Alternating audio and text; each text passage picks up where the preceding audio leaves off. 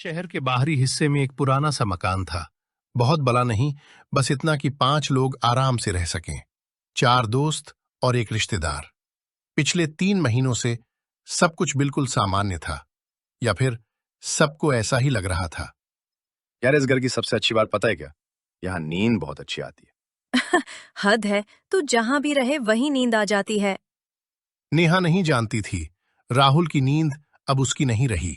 हर सुबह किचन में एक कप एक्स्ट्रा चाय बन जाती थी। कोई मानता नहीं था। शायद किसी ने ज्यादा बना ली होगी। या फिर कोई चाय बहुत पसंद करता है। रात में कोई दरवाजा लॉक नहीं करता था, फिर भी सुबह हर कुंडी अंदर से बंद मिलती। मैंने तो कल लॉक लगाया ही नहीं।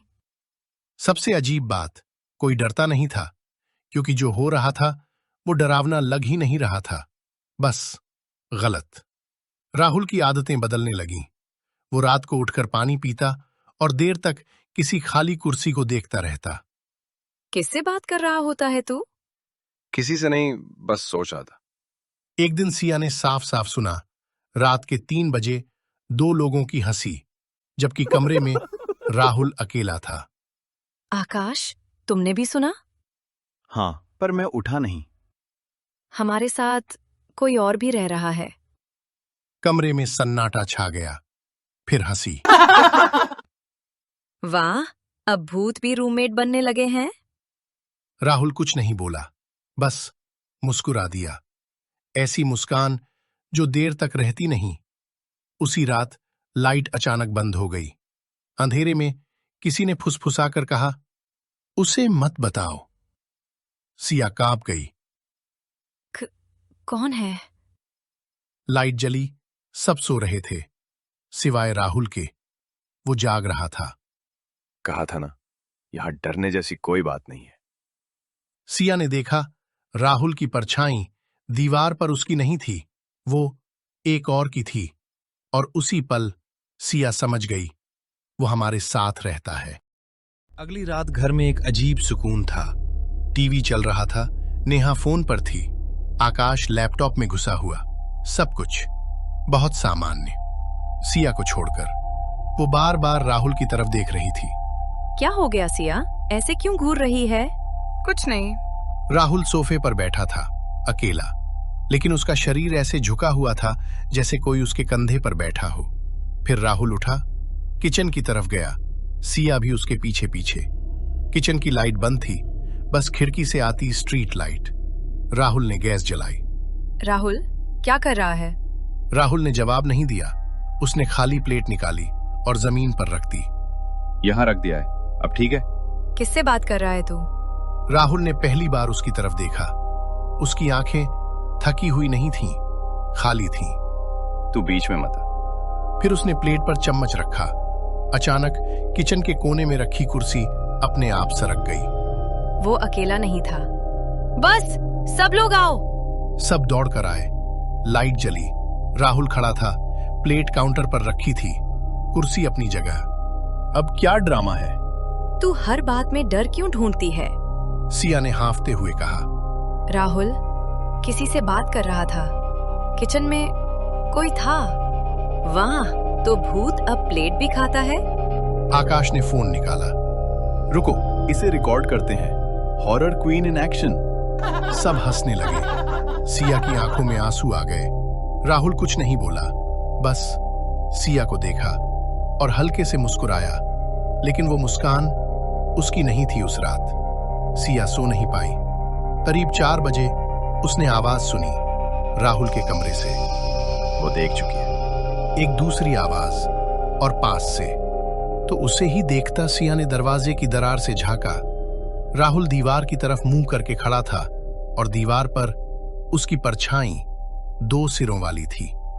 सिया पीछे हटी, उसका पैर किसी चीज से टकराया। छन। राहुल ने गर्दन घुमाई, बहुत धीरे। कहा था ना, कोई विश्वास नहीं करेगा। अगली सुबह नेहा ने हंसते हुए कहा, आज से सिया का नाम भूत डिटेक्टर। सब हंस पड़े। सिया नहीं हंसी, क्योंकि अब वो जान चुकी थी वो अगली नहीं होगी, वो गवाह है। सुबह का समय था।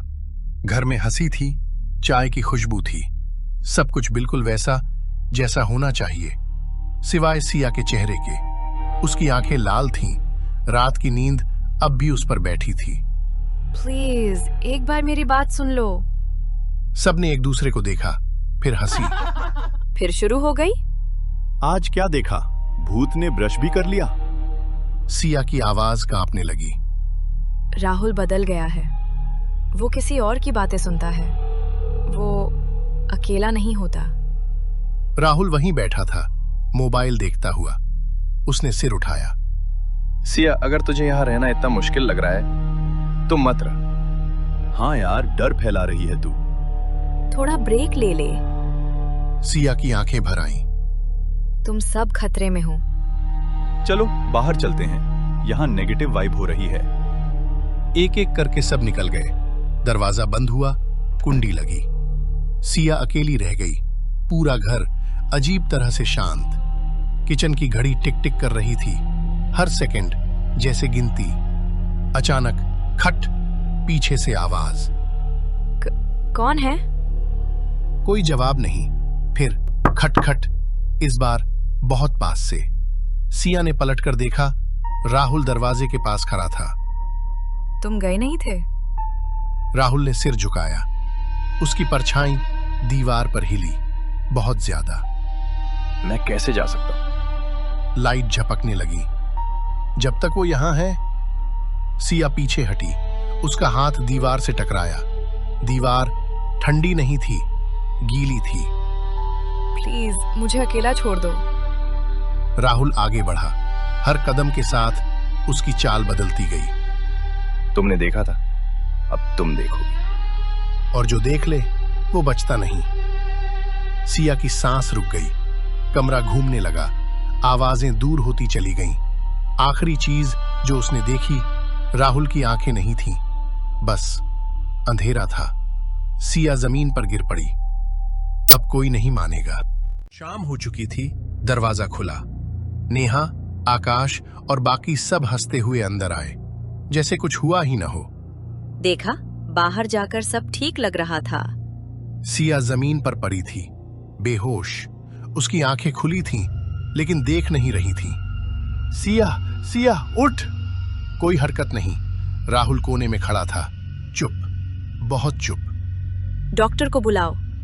डॉक्टर आया। नाड़ी देखी, आंखों में रोशनी डाली, सवाल पूछे। शॉक है, बहुत ज्यादा डर की वजह से। सिया को होश आया, लेकिन वो उठी नहीं, चौंकी नहीं, रोई नहीं, बस छत को देखती रही। सिया, मैं हूं। कोई जवाब नहीं, जैसे आवाज उस तक पहुंच ही नहीं रही। कुछ दिन ध्यान रखना पड़ेगा, ज्यादा सवाल मत करना। डॉक्टर चला गया। घर में अजीब शांति थी अगले दिनों में। सिया बोलती नहीं थी, हंसती नहीं थी, रोती भी नहीं थी, बस एक कोने में बैठी रहती, घंटों। ये सब हमारी वजह से तो नहीं? नहीं यार, उसका दिमाग ज्यादा सोचता है। राहुल कुछ नहीं कहता था, बस सिया को देखता रहता। एक रात नेहा ने देखा, सिया आईने के सामने खड़ी थी, बिल्कुल पास। सिया? सिया ने सिर घुमाया, धीरे। वो यहाँ है। नेहा का दिल तेज धड़कने लगा। कौन? सिया ने कुछ नहीं कहा, बस आईने की तरफ देखा। आईने में सिया की परछाई नहीं थी। नेहा पीछे हट गई। अगली सुबह सिया अपने कमरे में नहीं थी, आंगन में नहीं, छत पर नहीं। वो स्टोर रूम में मिली, अकेली, अंधेरे में बैठी। तू यहाँ क्यों बैठी है? सिया ने पहली बार पूरा वाक्य बोला। क्योंकि यहाँ मैं अकेली नहीं हूँ। सबने एक दूसरे को देखा, पहली बार। हंसी नहीं आई, और राहुल मुस्कुरा रहा था। उस रात घर में कोई सोया नहीं। सिया स्टोर रूम में बैठी थी, चुप, हिलती भी नहीं, जैसे वहां बैठी कोई चीज सिर्फ दिखने के लिए थी। ये सिया नहीं है ना? कोई जवाब नहीं था। राहुल अपने कमरे में था, दरवाजा खुला हुआ। बहुत देर तक आकाश उसे देखता रहा। फिर आकाश ने हिम्मत की, वो राहुल के कमरे में गया। कमरा खाली था, बिस्तर सजा हुआ, अलमारी बंद, मोबाइल मेज पर, लेकिन राहुल का बैग नहीं था, उसके कपड़े नहीं थे, जैसे वो यहाँ कभी रहा ही न हो। नेहा, राहुल का कोई सामान नहीं है। तो फिर हम किसके साथ रह रहे थे? उसी पल सिया ने पहली बार जोर से हंसना शुरू किया। बहुत धीमी, बहुत ठंडी हंसी। अब समझ आया? सब सन्न रह गए। राहुल वो इंसान नहीं था। सिया ने सिर झुकाया। वो घर था, वो आवाज था, वो डर था। नेहा फूट-फूट कर रोने लगी। हमने उसकी बात नहीं मानी, हमने उसका मजाक बनाया। सिया की आंखें अब भी खाली थीं। उसने मुझे सुना, इसलिए मैं अब उसकी हूँ। कमरे में ठंड बढ़ गई। आकाश ने कांपते हाथों से फोन निकाला। हमें इसे ठीक करना होगा। उन्होंने इंटरनेट खंगाला, पुरानी किताबें, स्थानीय लोग। एक बुजुर्ग पड़ोसी ने दरवाजा खोला। नाम था हरिदत्त बाबा। तुम लोगों ने उसे जगह दे दी। बाबा ने घर की तरफ देखा। जो इंसान की तरह रहे वो इंसान नहीं होता। नेहा ने हाथ जोड़ दिए। बाबा, हमारी दोस्त को बचा लीजिए। जिस पर उसका साया पड़ गया उसे वापस लाना आसान नहीं। पर कोई रास्ता है, पर कीमत बहुत भारी होगी। घर के अंदर सिया ने दीवार पर उंगली से कुछ लिखा। गीली सी दीवार पर एक नाम, राहुल। वो नाम कभी किसी इंसान का था ही नहीं। रात थी, घर की सारी लाइटें जल रही थीं, फिर भी अंधेरा था। सिया बीच वाले कमरे में खड़ी थी। अब वो खुद को संभाल नहीं रही थी। सिया, तू ठीक है ना? प्लीज कुछ बोल। मैं बोल रही हूँ, बस मेरी आवाज अब मेरी नहीं है। ये क्या मतलब है? राहुल कहाँ है? यही है जहाँ मैं हूँ। हवा तेज हो गई। खिड़कियां अपने आप बंद हो गईं। हमसे क्या चाहिए? सिया को छोड़ दो। छोड़ दूं? जैसे उसे छोड़ा गया था। किसे छोड़ा गया था? सिया ने दीवार की तरफ उंगली उठाई। दीवार पर एक पुरानी तस्वीर उभर आई। मेरा नाम राहुल था और मैं यहीं रहता था। पर हमसे पहले तो ये घर खाली था। खाली नहीं, भुला दिया गया था। मैं इस घर में किराए पर रहता था, अकेला, नौकरी की तलाश में। फिर जिस परिवार ने मुझे कमरा दिया, उन्हीं की वजह से मेरी मौत हुई। मौत कैसे? उन्होंने मुझ पर चोरी का इल्जाम लगाया। सिया का चेहरा सख्त हो गया। घर के गहने गायब हुए और सबसे आसान नाम था मेरा। पर पुलिस? पुलिस आने से पहले उन्होंने मुझे बंद कर दिया। कहाँ? स्टोर रूम में। नेहा का शरीर कांप गया। 3 दिन बिना पानी, बिना खाना। और जब मैंने दरवाजा पीटा तो उन्होंने आवाज बढ़ा दी। सिया? चौथे दिन मेरी आवाज बंद हो गई। कमरे में ठंड बढ़ गई। तो तुम मर गए? नहीं, मुझे मारा गया। पर सिया, उससे क्या बदला? क्योंकि उसने देखा जैसे तब कोई नहीं देखा। मैंने उसकी आवाज सुनी और तुम सबने मेरी नहीं सुनी। सिया के चेहरे पर दर्द दिखा। ये मेरी नहीं, मेरे परिवार की गलती है। तो वो सजा तू क्यों भुगत रही है? क्योंकि कोई तो भुगते। सिया के पीछे परछाई उभरी। अब जब सब जान चुके हो तो बचाने की कोशिश मत करना। हम सिया को नहीं छोड़ेंगे। फिर एक और कहानी जन्म लेगी। सिया ने आंखें बंद की। जब खोली, वो मुस्कुरा रही थी। अब बहुत देर हो चुकी है। रात के ठीक 12 बजे घर के दरवाजे अपने आप खुल गए। हवा नहीं थी, फिर भी पर्दे उड़ रहे थे। ये सब बंद क्यों नहीं हो रहा? उसी पल दरवाजे पर सिया के माँ बाप खड़े थे, घबराए हुए, डरे हुए। हमारी बेटी कहाँ है?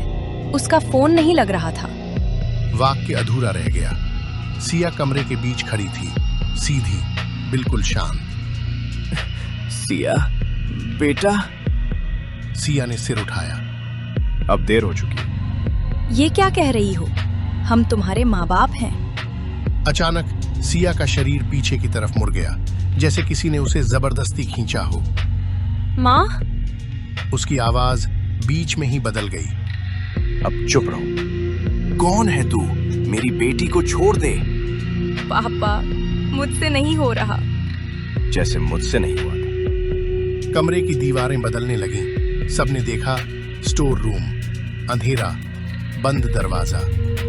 यहीं मुझे बंद किया गया था। नहीं, हमने कुछ नहीं किया। तुम्हारे परिवार ने किया था। सिया जमीन पर गिर गई, लेकिन गिरते ही फिर खड़ी हो गई। माँ, ये दर्द मेरा नहीं है।